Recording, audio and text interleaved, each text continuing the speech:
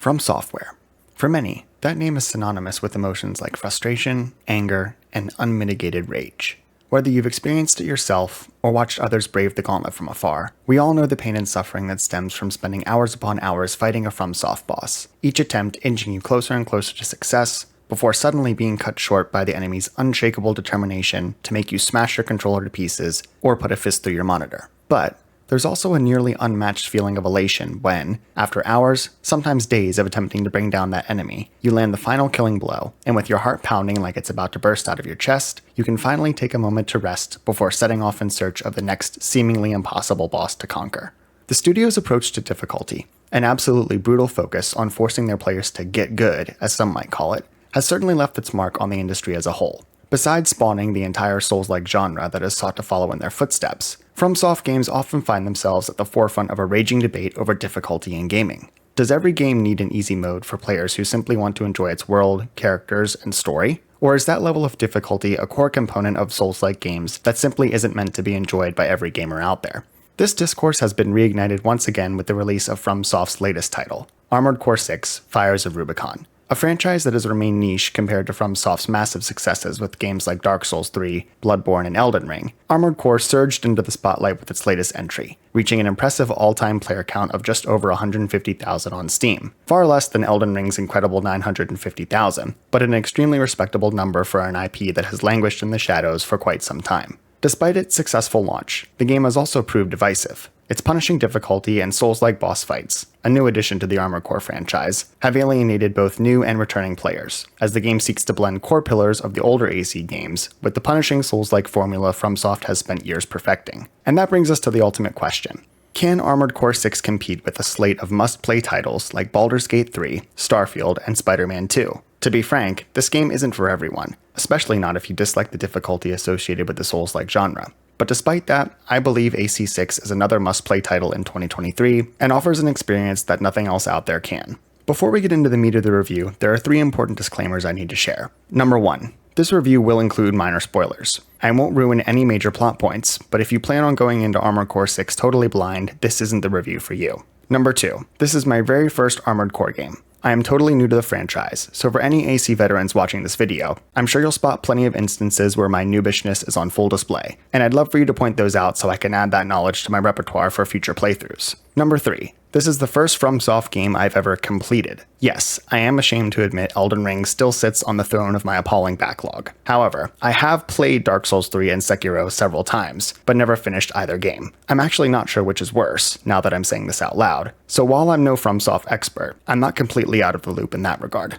Okay, now that my shame is on full display for the world to see, let's get into the review, shall we? Kicking things off with performance, I'm relieved to report that Armored Core 6 runs almost flawlessly on PC, and far better than many of the busted ports we've seen this year. Playing the game on an i9-10900 and NVIDIA 3080, with all settings cranked up to ultra and FPS capped at the max of 120, I enjoyed a rock-solid frame rate during my entire playthrough, with 2 minor exceptions: the Strider mission and one boss fight in Chapter 5. Your fight against the Strider forces you to not only scale the massive machine, but traverse around it, and I noticed my game hitching and stuttering quite a bit as I skirted around its enormous body. It's not terribly surprising, considering the sheer size of the model itself, but it was a bit off-putting, especially while attempting to pilot my AC around the construct. The second dip in performance occurred during a boss fight in Chapter 5 that featured a plethora of visual effects on screen, which happens quite frequently throughout the game, but this scenario in particular has quite a bit going on.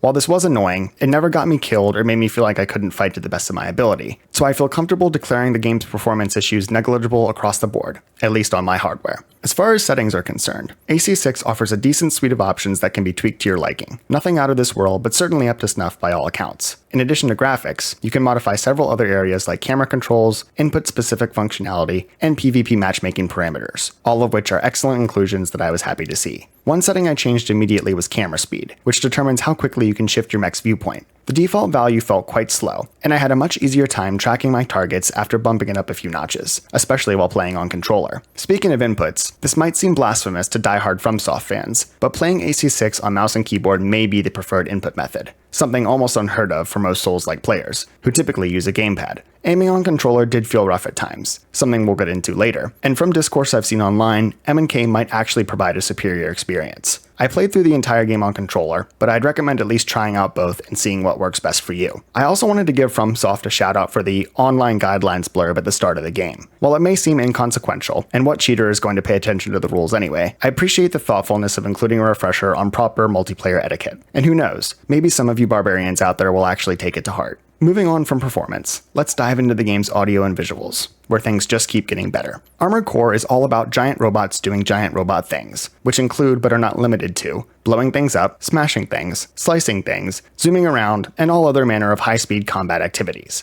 AC6 is no exception, and it puts on an impressive visual spectacle every step of the way. From the very first time you boot up the main menu, Armored Core 6 oozes a sleek style that never lets up. As you kick off the story, you're met with a beautiful intro cinematic showing off your dramatic arrival on Rubicon, a dazzling display of the game's art style that permeates every cutscene and combat encounter. A sense of immense scale is immediately apparent, and continually builds upon itself with every new mission. You'll visit a variety of locales during your jaunt across Rubicon, from barren deserts to bombed-out cities to the deck of a massive city-turned spaceship, and each vista manages to awe you with its size and beauty. The skyboxes are particularly striking, with some truly beautiful views thanks to the infusion of bright red coral floating through the sky. Compared to those blood red highlights, much of the game's environmental color palette is muted, featuring grays, browns, and dull metallic surfaces. This isn't a shortcoming, however. The world of Armored Core is brutal, often clinically so, and the drab surroundings you battle through feel right at home in its setting, and serve as a perfect juxtaposition against the game's brightly colored mechs and dazzling projectiles you and your enemies hurl at one another. If there's one area where AC6's visual design is lacking, it's some specific textures. The hundreds of buildings that make up its massive cities and the rock and ice walls you'll be bounding across do sometimes look a bit dated if you stop and stare for too long. This is a small price to pay, however, when it comes to providing such large and seamless arenas to battle through. And let's be honest, if you're going to stop and stare at the scenery, it won't be some burned out skyscrapers. Beyond those few examples, the rest of AC looks fantastic. The visual effects, armored cores, and even the menus look right at home in this bleak future, while maintaining a high visual fidelity, and the mechs in particular are absolutely stunning. Impressively, FromSoft has crafted a soundscape that complements this visual quality to perfection. From the soothing yet slightly ominous tones in the garage, to heart-pounding, high-tempo combat music that rings in your ears during boss encounters, the music provides an impeccable accentuation of both calming downtime and frenetic combat. I often found myself hanging out in the garage, just listening to its soothing notes for a few more seconds before heading back out into the field. Paired with that excellent music is an equally impressive array of audio effects. There's a lot going on in Armored Core 6, and every gunshot, missile lock, ability activation, and enemy explosion is matched with the sound effect that truly drives home whatever is happening on screen. These noises don't just improve the game's spectacle either. They become a key part of your gameplay by helping to identify incoming attacks, assess oncoming threats, and enhance the combat experience with their contributions to the overall package. Finally, AC6's voice acting is equally excellent across the board. There are a surprising number of characters you'll interact with on your journey. Fellow AC pilots, inspired rebels, money-hungry corporate hounds, and a host of other mysterious players, all vying for a piece of Rubicon's precious coral pie. All of these characters are brought to life with personality, emotion, and flair. Whether they're hurling insults your way before being blasted into dust, or guiding you through dozens of missions, I failed to find a single NPC whose performance felt phoned in. And, speaking of that excellent voice acting, what better time to jump into the story? Armored Core 6 takes place in a future where humanity has spread out across the stars, and space travel is widely and easily accessible. As humans branched out into the cold, dark void, they discovered the planet Rubicon 3, home to an incredible resource known as coral. Originally thought to be a key that would unlock incredible new technological advancements, it turned out to be Pandora's box instead, and unleashed the fires of Ibis upon Rubicon 3, obliterating much of the world, its people, and the surrounding space. Years later, coral seemingly resurfaces, and several factions jump at the opportunity to reclaim this incredible resource. Potential consequences be damned, and the planet is soon engulfed in war. This is where you come in. Augmented human C4621, an armored core pilot with half a brain who's been sent hurtling towards Rubicon at the behest of Handler Walter, your new boss, with the promise of riches enough to buy your life back when all is said and done. After being shot down and crash landing on the planet, your first goal is to obtain a mercenary license, documentation needed to operate as an independent merc. Fortune is on your side, it seems, as you're quickly able to locate one such license, granting you the designation RB23 and the call sign Raven. With your new name and a license to kill, literally, Walter directs you to build up your rep with the factions on Rubicon,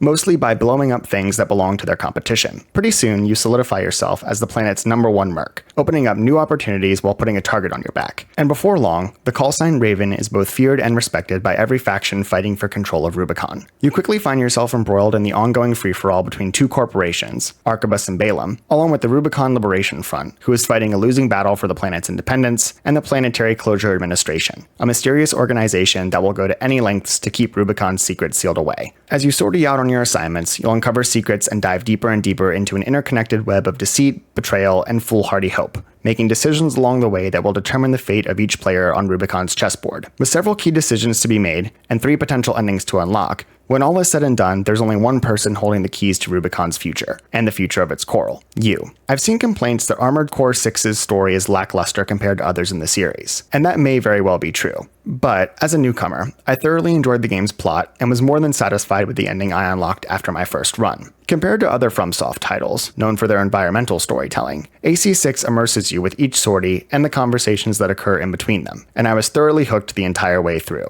That's not to say there aren't hidden lore entries to uncover and that the plot is spoon-fed to you with nothing left up in the air. Far from it, the conversations you listen in on often leave you with more questions than answers, and kept me intrigued and wanting to push the plot forward to its eventual resolution. While I sympathize with franchise vets who may feel a bit let down by the story told in Armored Core 6, I thoroughly enjoyed it and felt nothing but satisfaction when the screen faded to black and the credits rolled after my first completion. Now that we've established the framework for your time on Rubicon 3, let's get into the real reason everyone wants to play AC6. The gameplay. At first glance, Armored Core 6's gameplay loop might be misconstrued as basic and repetitive. Configure your AC, head out into the field for a mission, rinse and repeat until crossing the finish line. This couldn't be further from the truth. Yes, tinkering with your mech and venturing out to do battle are the core pillars of the game's experience, but interspersed between them are a wide range of other activities to divert your attention and keep things feeling fresh. The meat of Armored Core 6 are its sorties, various contracts you'll be given by your clients, most often corporations, but sometimes more personal requests will come across your desk as well, with 1 or 2 primary objectives to complete for each particular assignment. Every mission comes with its own voice-acted briefing, which lays out your goals, obstacles, and any optional incentives that provide bonus pay upon completion. Successful sorties, in other words, not dying, will reward you with COAM credits, the game's currency, by balancing your base payout plus any added incentives against your ammunition and repair expenses, in addition to any penalties you might incur during your time in the field. This post-mission payout and expenses system adds a fun component to each sortie, but was mostly meaningless, as I never struggled to acquire funds and only had 1 or 2 missions with negative payouts, the first of which I didn't encounter until the game's final chapter. Most importantly, each sortie also advances the story by unlocking new missions to subsequently complete.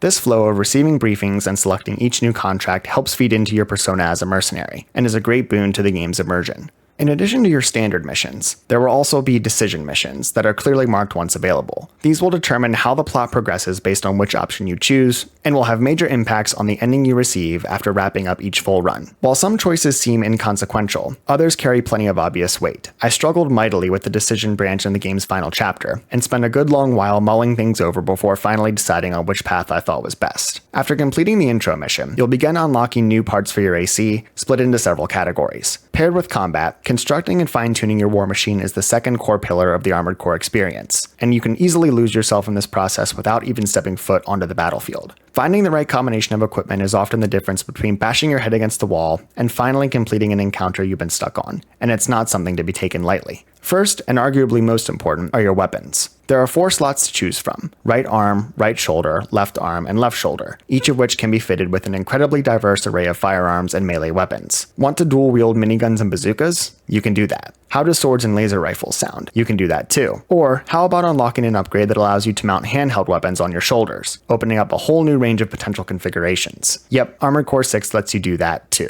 Honestly, the variety of weapons on offer can be a little overwhelming at times. Between simple kinetic options like assault rifles and machine guns, to more exotic choices like laser rifles, pulse blades, plasma launchers, and electrical stun guns, there is so much on offer that you can spend hours tinkering with different combos just for fun, never mind whether they are any good or not. While the number of weapons to choose from is staggering, you also have to consider their weight and impact on your energy output. Can your machine handle all those guns you're mashing onto it, and provide enough energy to use them effectively? This is where customizing your AC's body comes into play. Similar to weapons, your mech features 4 different body slots: head, arms, core, and legs, each of which plays a unique role in your build. Do you want your AC to be lightweight and nimble, sacrificing heavier firepower for more mobility? Better make sure your weight is kept in check, and you choose a set of legs that can propel you around effortlessly. Would you rather construct a hovering platform of destruction, ascending above the battlefield on quadruped legs before unleashing a hail of missiles and explosions on the helpless enemies below? You'll need plenty of heft to support all those weapons, along with the power to keep you in the air for extended periods of time. Or, would you rather turn your mech into a destructive tank, barreling across the surface of Rubicon, slamming into into your enemies with massive force or peppering them from afar as you circle like a hungry wolf eyeing its next meal. You'll need plenty of core and arm strength to support all that weaponry attached to your platform. There are also additional gear slots that affect each build as well. Boosters determine your ability to dodge and propel yourself into the air, while your fire control system plays into weapon proficiencies,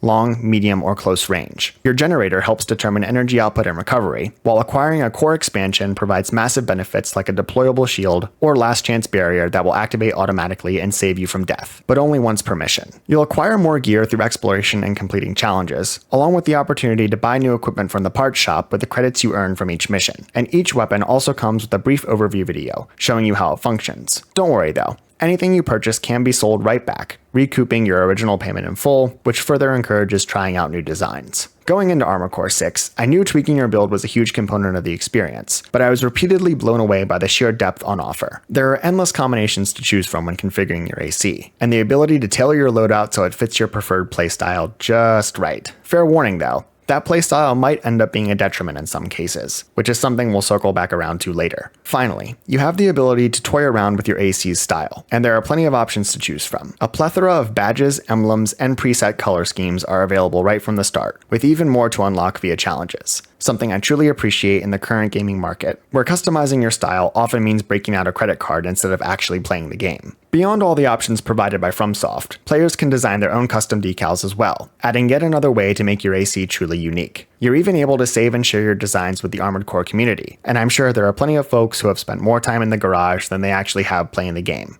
and I can totally see why. While customizing your mech and taking it out on missions is certainly enjoyable, sometimes you might want to take a break from that familiar cycle. Thankfully, Armored Core 6 provides several outlets suitable for those occasions. First, and my personal favorite, is the arena. These are simulated battles against other armored cores facilitated by the mercenary management system Allmind. These 1 vs 1 encounters are classified into 6 categories based on their difficulty, ranked easiest to hardest on an E to S scale. Each completed arena battle rewards you with credits and OST chips, which can be used in the OS tuning menu, yet another component of perfecting your build. OS tuning allows you to unlock items for the core expansion slot I mentioned earlier, and acquire new abilities like the boost kick, where you surge into an enemy with a powerful blow, dealing massive damage in the process. These chips can also be spent on improving your combat prowess, both in damage output and survivability. You can buff your damage resistance and repair effectiveness, enabling you to sustain more hits before being brought down, or spec into specific combat areas like kinetic, explosive, and energy weaponry. This provides yet another layer of fine-tuning for your builds, and I grinded through each new rank as soon as it unlocked during my playthrough. Honestly, the arena fights were some of my favorite encounters in the whole game, mostly because they involve fighting other ACs, which is where I found combat shine the most. This also proved helpful by giving me a test run of some enemies you face in the field later on, but you can complete these challenges early or save them for later, depending on personal preference. In addition to the arena, you also have access to the training and AC test mechanics. Training is pretty self-explanatory. You're guided through a set of basic encounters that further explain core game concepts and let you try out different AC builds like a hover platform and tank. Completing these sessions also rewards you with additional mech parts, which is a nice added incentive beyond further honing your skills. AC tests let you take your builds into a simulated environment where you can change your setup on the fly while adding various enemy types to test things out against. This is hugely beneficial when creating new mech configurations, as it allows you to see how they perform in a low-stakes setting before venturing out into the wild and facing off against real opponents. Finally, you eventually gain access to the Log Hunt program, a sort of bounty system that rewards you for defeating powerful marked opponents that drop combat logs upon death. Each log you recover contributes towards your total Log Hunt level, and each time your level increases, you gain access to new gear provided by Allmind. With some nice rewards tied to your progress, this is another fun incentive for players to seek out difficult fights in each mission. Speaking of which, it's about time for us to dive into AC6's level design. As I mentioned earlier, the sheer scale of most levels in Armored Core 6 is massive, but that's not to say all arenas are huge open spaces, and the areas that are all make good use of their expansive design. A key factor that deepened my enjoyment of AC6 was the variety of missions on offer, which helped keep things interesting even 20 plus hours into the game. One sortie might see you attacking an enemy installation, then defending that same area in a subsequent contract. Several missions encouraged or outright demanded the use of stealth tactics, forcing you to keep your trigger finger in check until the opportune moment, lest you compromise the requested secrecy of your employer. Whether performing reconnaissance on an undiscovered locale, hunting down an assassination target, or facing off against an incredibly dangerous foe in one of the game's boss battles, you're constantly bounced between various mission types, all of which keep you engaged with a surprising variety of objectives. There's even one mission where you're thrown into a scrap AC and forced to use a suboptimal setup against fully equipped enemies, adding a layer of complexity to what would otherwise be another standard outing. You'll return to areas you've already seen in several missions, but this never feels lazily implemented or overdone. When you do revisit an arena, it often features a different look or layout, giving you a new perspective and mission flow that helps keep these repeat spaces feeling fresh. Verticality and traversal are huge parts of the AC experience, not only in combat but in level design as well. Using your mech's scanner, you'll often uncover hidden gear or lore entries scattered throughout each playspace, several of which require you to complete a brief traversal challenge to access and add them to your collection. In addition to those smaller segments, there are several set-piece sequences that push your piloting skills to the limit as you race to escape enemies, traps, and even natural disasters. Each level in question is built to facilitate these moments perfectly, providing a degree of difficulty while also feeling fair, if you spend enough time mastering the game's movement. I appreciated these traversal challenges, both as a way to break up the monotony of combat and also as exciting end caps to several combat encounters. Remember, you aren't always in the clear after the last enemy has been slain. While I thoroughly enjoyed each of Armored Core 6's missions, there were a couple issues I noted as well. A general complaint is that in some areas, the out-of-bounds limits seemed way too restrictive. In several instances, during the heat of combat, I suddenly found myself backed into a corner against an out-of-bounds barrier that seemed completely out of place. I don't know if this ever got me killed, but it definitely happened enough to make it memorable. There are clearly defined gameplay boundaries marked with a red banner, which is appreciated since some games simply throw up invisible walls around you, but these limits did feel a bit too restrictive at times. When it comes to specific levels I took issue with, there was only one, the Rubicon Liberation Front Strider. The traversal required to get around such a massive machine felt especially clunky, but this mission did occur early on in the game, when I was still learning to properly pilot my mech, so I will readily admit that it was most likely a skill issue on my part. Still, this level may have been better placed a little further into the story to give new players like myself more time to acclimate to the game's controls, but it's certainly far from a deal breaker. By now we've established that Armored Core 6 features some impressive gameplay spaces, but how about the enemies that inhabit them? For the purpose of this discussion, I want to make a clear distinction between enemies and bosses. In this context, the term enemy denotes both the minor variety, like basic MTs and other weapons platforms, along with their major counterparts like PCA mechs and cruisers, but does not refer to named bosses. Those opponents will cover in another dedicated segment. Overall, enemy design in Armored Core 6 is extremely well done, with a massive variety on offer that challenges you in different ways and often throw curveballs into the combat loop that you aren't expecting. The bulk of foes you'll battle against fall into that first minor category. These are smaller enemies like MTs, helicopters, and other adversaries that, on their own, pose little challenge, but when faced in groups or in conjunction with more dangerous opponents, can easily overpower an underprepared pilot. Supporting the game's cannon fodder are more dangerous special enemies, sprinkled throughout to help spice things up. One sortie will see you ambushed by cloaked enemies using hit-and-run attacks to wear you down, which can only be defeated with acute awareness and apt usage of your AC's scanning function. Later on, you'll encounter PCA forces, which are some of the deadliest in the game, sporting extremely mobile yet hardy mechs, operating in tandem with beefed-up MTs and massive ships providing fire support. Each time you encounter the Planetary Closure Administration, be prepared for a difficult fight. There are also various enemy groups attached to specific locations. Partway through the story, you'll explore the hidden city of Xylem, and encounter its long-forgotten but formidable defense system. These new enemies, combined with the atmospheric challenge present in that particular mission, provide another injection of variety that helps keep AC6's offering of enemies feeling fresh and engaging the whole way through. This variety is another tool used to encourage build crafting and experimentation. Towards the end of the game, you'll encounter a group of wheel enemies. FromSoft just couldn't resist adding some kind of wheel-based opponent that makes you rage, could they? And this gaggle of flaming circles drove me crazy, until I changed my loadout to fit the situation, which turned the encounter from a giant pain in the to a virtual cakewalk. Beyond enemy variety, the ACs you'll be piloting are surprisingly nimble for their size, and can pull off some truly impressive aerial maneuvers, even when kitted out as a heavy tank. Using this movement and mobility to your advantage will be a huge piece of understanding the game's combat puzzle, combined with choosing the appropriate weapons and mech design that suit your needs. At its most basic level, combat in AC6 feels great. The act of firing your guns and hitting enemies with melee weapons just feels right. And the feedback you receive, both from your AC and the enemies you relentlessly put down, feeds perfectly into the power fantasy that Armored Core provides. This combination of enemy design, melee combat, ranged attacks, and mobility is incredibly satisfying once you get into the groove. But it'd be remiss not to mention the steep learning curve that's present here, albeit in a different form than FromSoft fans might be used to. In AC6, mastery is more so about managing everything going on at once than overcoming sheer difficulty checks, although that does come into play at certain points as well. There's a lot to keep track of on screen during combat. Incoming damage indicators, your ACS, health, and energy meters, ammo, reloads, and cooldowns, plus all the visual effects that are happening at any given moment. If you can unpack all the game's components, understand the deluge of visual feedback coming at you during any given moment, and interpret them based on your preferred playstyle, you'll be rewarded in spades as you easily outplay and devastate minor enemies while going toe-to-toe with more difficult opponents as well. And I'll be honest, the feeling of zipping around in your AC, laying waste to anything standing in your way, is quite unlike anything I've experienced in gaming for quite some time. Simply put, the core combat loop feels incredible. FromSoft has once again nailed the baseline experience here in AC6, but there are a few minor pitfalls that hamper it along the way. The first of which is its target lock feature. Like other FromSoft games, you have the option to lock your reticle onto a singular target, which is especially helpful during boss fights and other one-on-one encounters.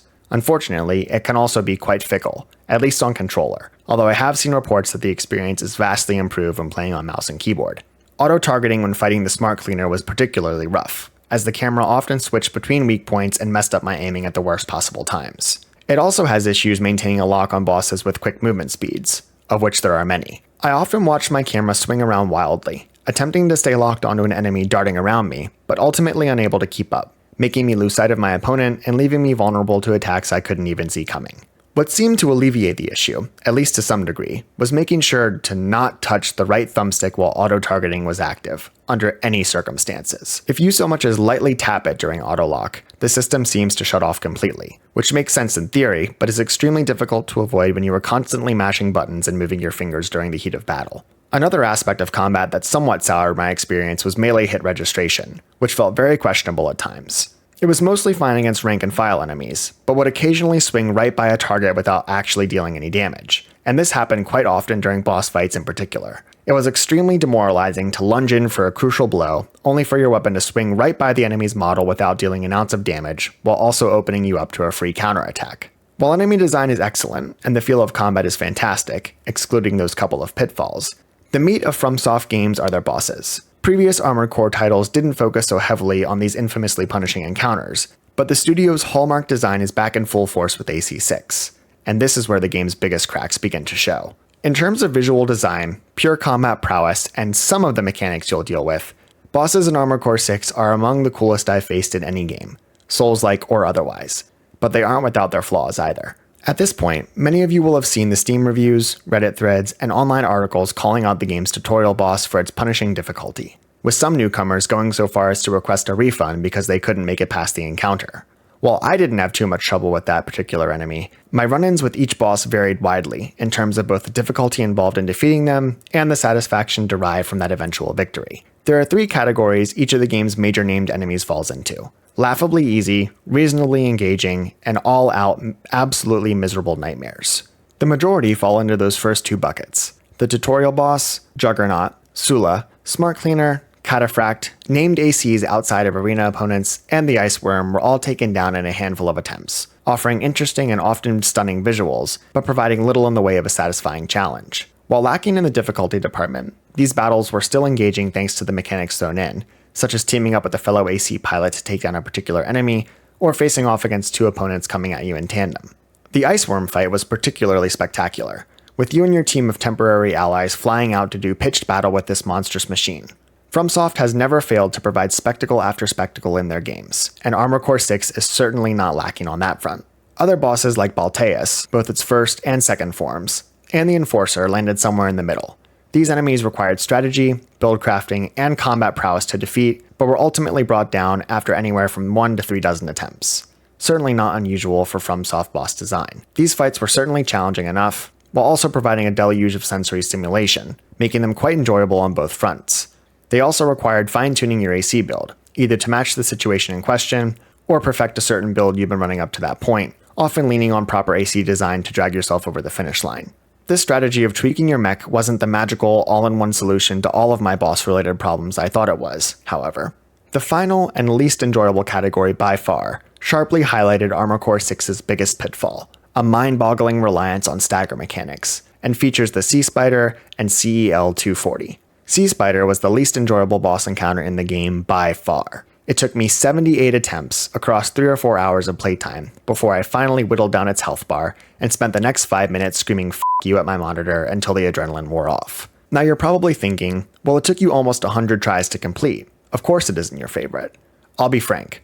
Time spent on the encounter has almost nothing to do with my distaste for it. The design and mechanics involved are what really began to break through and poison some of the game's boss fights for me. The concept of stagger, or attitude control system as it's known in AC6, is hugely important during boss fights, as staggering any enemy not only locks them in place, but opens them up to massive amounts of damage until they recover. And the same goes for you. Monitoring your ACS meter is hugely important, as the last thing you want is to be stuck in the mud with no way to escape while a boss freely wails on your mech. The system functions well in theory, and even in some boss fights, but it turns others, like the Sea Spider, into an incredibly annoying game of chance. Will you be able to stagger the enemy enough times to deal enough damage to their massive health bar before they wear your AP down? Does the boss have a slew of stagger-inducing attacks they constantly spam at you, sometimes seemingly at random, and often at the precise moment you're about to stagger them for a damage phase? The Spider really opened my eyes to the flaws of this system. Attacks that would reach up impossibly high and smash me out of the sky, chaining together stagger blows that would leave me locked in place while my AP was completely obliterated, and an enemy health bar that took an excruciatingly long time to wear down. After struggling with the fight for an hour or so, I thought, okay, time to change up my loadout like I've done before. That should help, right? Wrong. I tried a hover build, I tried a tank build, I tried melee weapons, I tried missiles and grenade launchers. Nothing seemed to make an ounce of difference, and I found myself back at the start of the encounter over and over and over again. Finally, I just said f it, and strapped on my minigun, sword, and missile build I'd been manning up to that point, leaned forward in my gaming chair, and got good. I watched the boss's attack patterns, memorized all of the reads I could, and discovered that dodging under its melee attacks and not above them was the best way to go. And finally, several hours and nearly 100 attempts later, I put the bastard in the dirt. This mechanic also seeped into other areas of the game. Some arena encounters like G4 Volta and Cinder featured enemies with the same annoying proclivity for constantly stun-locking you. The only effective counter seemed to be completely reworking my loadout to match their stun capabilities, and then switching back to my preferred setup once those encounters were done. Not very fun. The other enraging boss fight occurred towards the end of Chapter 4, where I faced CEL 240. A coral-powered AC that was the only boss other than the Spider to give me a true run for my money. It took me 64 attempts to down this deadly machine. I actually thought I had it in the bag after just 8 tries, only for it to resurrect and enter its second phase. Man, that hurt. Like the Spider, it featured plenty of annoyingly indiscriminate attacks and stun-lock chaining, which was even more of a shame because this encounter in particular is an absolute visual feast. After 61 deaths, I closed the game down for the night, then came back the next day and beat it on my 3rd try, using the exact same loadout I had equipped before. I guess sometimes you really just need to take a break and regroup. After all that struggle, the heartbreaking close calls, the thrill of my eventual victories, I reached the game's final mission and geared up for the biggest, baddest, most incredibly painful and annoying boss fight yet. And wouldn't you know it, I beat the Chapter 5 boss on my very first try. What the hell? That's how the game ends? I was prepared to spend hours, days even, fighting this enemy before claiming my eventual victory. And I beat them on my very first try? Admittedly, this was only one of 3 different final bosses you can face depending on your ending. But really? All that build-up, all my trials and tribulations, all of that hype, and I beat the boss in one damn try? I was more than satisfied with the story ending I unlocked. While admittedly a visual spectacle and surprisingly emotional, was almost a complete letdown from a gameplay perspective. And that brings me to my final question. What the hell is going on with this game's difficulty curve? There are 2 dichotomies present in Armored Core 6. Regular enemies compared to bosses, and easy bosses contrasted against their hard counterparts. The vast majority of standard enemies you face, and even some of the special varieties, are simply no match for your combat capabilities. I rarely felt in danger during regular sorties, and the only time I did were when a new special enemy was introduced for the first time. The PCA mechs are a great example of this, or when minor enemies were paired up with a boss-level opponent. In these second instances, you are being assailed from all different directions, and can choose to either focus on getting rid of the chaff, or whittling down the boss instead. If you opt for the former, you'll have to jaunt around the arena taking out enemies while the boss nips at your heels, wearing you down. But if you choose the latter, you'll face a different problem. Enemies with stun-lock weaponry that is easily avoidable under normal circumstances will pelt you with shots that you won't see coming, locking you in place and often guaranteeing the loss of an entire health bar as the group gangs up on you all at once. With such a stark contrast between rank-and-file foes and their boss-level counterparts, you might wonder how anyone could find the basic combat experience enjoyable. Put simply, the combat loop I mentioned earlier, enemies, weapons, abilities, and movement, is so satisfying in its own right that when combined with the feeling of soaring across the battlefield and unleashing pure, unbridled annihilation upon your enemies, results in such an exquisite experience that I'd be lying if I said it wasn't one of the best feelings a video game has given me in recent memory. Despite the shortcomings of their combat prowess, this lack of difficulty is not an obstacle to your enjoyment of the game. Where Armored Core 6 truly tests you is with the jump and challenge from enemies to bosses and the massive differential in difficulty between some of the bosses themselves. The fact that I could spend hours upon hours fighting a boss, only to dispose of the next in a single attempt, means one of two things. Either the difficulty scale is completely out of whack, or each encounter is so heavily favorable towards a particular build style that half of them I was completely unequipped for, while the other half I accidentally had the perfect setup already configured on my AC before stepping into the arena. Neither of those feel particularly fulfilling as a player, and I'm still left wondering about the intent behind these design choices almost 30 hours later. So, after listening to me bitch and moan about the game's bosses and difficulty for the last however many minutes, you're probably thinking I'm just another noob who tried Armored Core 6 and bounced right off, never to return to the franchise again in the future. That couldn't be further from the truth. Despite my relative inexperience with Armored Core and FromSoft, or perhaps because of it, I've come to adore Fires of Rubicon, but not without overcoming some serious hurdles along the way. The competition in 2023 is fierce, but AC6 still manages to stand on its own as a title worthy of your time, and I fully believe it deserves all of the praise and accolades heaped upon it. I love this game. So much in fact that, despite it competing with other giants like Remnant 2, Baldur's Gate 3, and Starfield, it shot straight towards the top of my personal Game of the Year list for one simple reason. It offers something none of these other titles can, no matter how excellent they might be. The mech genre has always been fairly niche, and I say that as someone who's loved MechWarrior and BattleTech since I was in middle school. And games like this have often been overlooked in favor of more mainstream competition. Can AC6 compete with Starfield in a popularity contest? Absolutely not. But does it really have to?